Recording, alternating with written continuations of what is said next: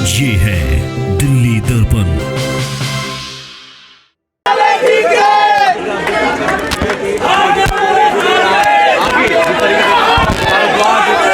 और जनता जो है जीत गई। ईमानदारी की, सच्चाई की और शराफत की आज जीत हुई है। लगभग 80 दिनों के इंतजार के बाद आज दिल्ली को मेयर मिल गया है। आम आदमी पार्टी की प्रत्याशी शैली ओबरॉय ने 150 मत लाकर दिल्ली एमसीडी में अपना कब्जा जमा लिया। आप तस्वीरें देखिए किस तरीके से जो हुटिंग है वो शुरू हो गई है कि झाड़ू वाले जीत गए। जो भी आम आदमी पार्टी के कार्यकर्ता है वो लगातार यहाँ से बाहर निकल रहे हैं और जो कार्यकर्ताओं का जोश है वो इतना हाई है कि देख सकते हैं तस्वीरों में किस तरीके से यहाँ पर हुटिंग करते हुए कि बीजेपी वाले हार गए। जिस तरीके से दावा बीजेपी आज भी कर रही थी कि जो क्रॉस वोटिंग होगी उसको लेकर के सभी पार्षदों से बात की गई, लेकिन यहाँ पर साफ तौर पर जो शैली ओबरॉय आम आदमी पार्टी की कैंडिडेट थी उन्होंने 150 मत हासिल किए। वहीं बीजेपी की प्रत्याशी जो रेखा गुप्ता थी उनको 116 मत प्राप्त हुए और इसी के साथ जो दिल्ली एमसीडी पर आम आदमी पार्टी ने कब्जा जमा लिया।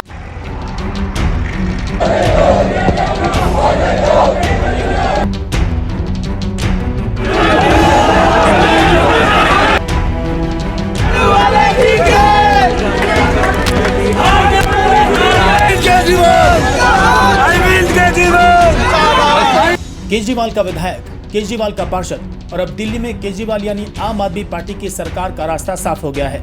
दिल्ली के सिविक सेंटर में 3 बार चुनाव हंगामे की भेंट चढ़ जाने के बाद आखिरकार चौथी बार दिल्ली नगर निगम के मेयर का चुनाव शांतिपूर्वक संपन्न हो गया और बीजेपी के 15 साल की सत्ता का तख्ता पलट कर दिया गया। आम आदमी पार्टी की शैली ओबरॉय आम आदमी पार्टी की तरफ से पहली मेयर होंगी। आम आदमी पार्टी के शीर्ष नेताओं केजरीवाल और मनीष सिसोदिया दोनों ने चुनाव परिणाम आने से पूर्व ही ट्वीट कर जीत का ऐलान कर दिया था। इसके तुरंत बाद हॉल में आम आदमी पार्टी ने जीत के नारे लगाने शुरू कर दिए थे। आम आदमी पार्टी ने इसे दिल्ली की जनता की जीत बताते हुए कहा कि बीजेपी की गुंडाई हार गई और आम आदमी पार्टी की सच्चाई जीत गई। पार्टी लाइन है उनकी, उस पार्टी लाइन से बंधे रहते हैं, उनकी भी मजबूरी है। क्या कहेंगे वो, ये थोड़ी कहेंगे कि आम आदमी पार्टी जीत रही है। मनीष सिसोदिया जी पे भी जांच यही चल रहा है, झूठ इनका दादागिरी चल रही है। 3 बार चुनाव स्थगित होने के बाद आम आदमी पार्टी प्रत्याशी शैली ओबरॉय ने सुप्रीम कोर्ट का दरवाजा खटखटाया। इस सुनवाई के बाद सुप्रीम कोर्ट ने साफ किया कि मेयर और डिप्टी मेयर चुनाव में मनोनीत निगम पार्षद को वोट देने का अधिकार नहीं है। इसके बाद आज कड़ी सुरक्षा व्यवस्था के बीच वोटिंग सुबह 11 बजे शुरू हुई थी। चुनाव से पहले ही बीजेपी मेयर प्रत्याशी रेखा गुप्ता सहित कई बीजेपी नेताओं और सांसदों ने कहा कि चुनाव परिणाम चौंकाने वाले होंगे।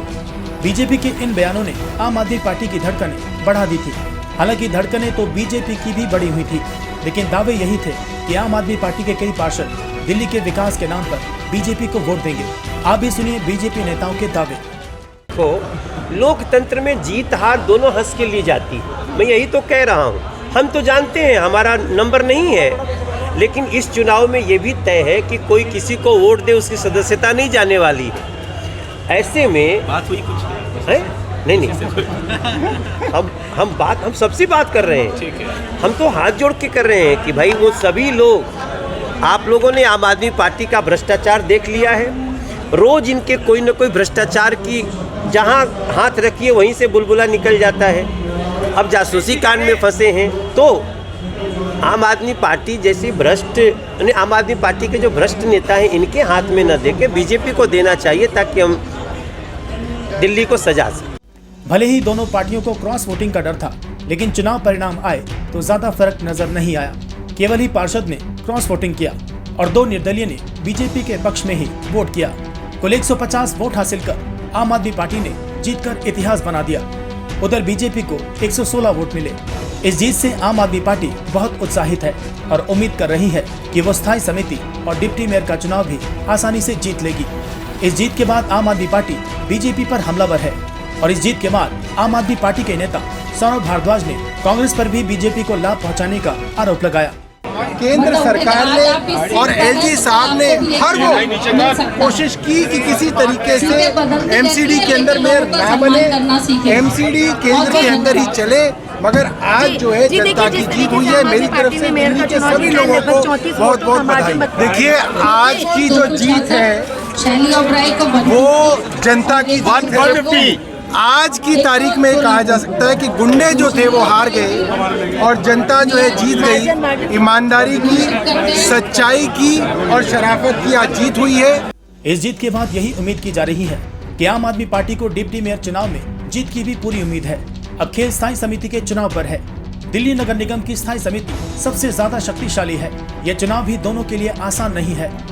स्थायी समिति के लिए कुल 18 सदस्यों का चुनाव होना है। यही 18 सदस्य स्थायी समिति के मेयर और डिप्टी मेयर चुनाव करेगी। इसमें 6 सदस्य सदन से चुनकर आते हैं और 12 जोन से एक सदस्य चुनकर आता है। यहाँ एलजी साहब ने 3 जोन में बीजेपी से जुड़े नेताओं को पार्षद मनोनीत कर बीजेपी को लाभ पहुंचाया है। बावजूद इसके यहाँ मुकाबला दोनों के लिए आसान नहीं होगा। मेयर चुनाव के बाद अब डिप्टी मेयर और स्थायी समिति के चुनाव करने की जिम्मेदारी मेयर शैली ओबराय की है। यहाँ डिप्टी मेयर में तो कोई दिक्कत नजर नहीं आ रही है, लेकिन सब संघर्ष स्थायी समिति के चुनाव में देखने को मिल सकता है। अपनी सहयोगी काव्या बजाज के साथ बॉबी मिश्रा, दिल्ली दर्पण टीवी। लेटेस्ट खबरों के लिए सब्सक्राइब करें हमारा YouTube चैनल या फिर लॉग ऑन करें www.delhidarpantv.com। खबरों की कवरेज और विज्ञापनों के लिए संपर्क करें इस नंबर पर।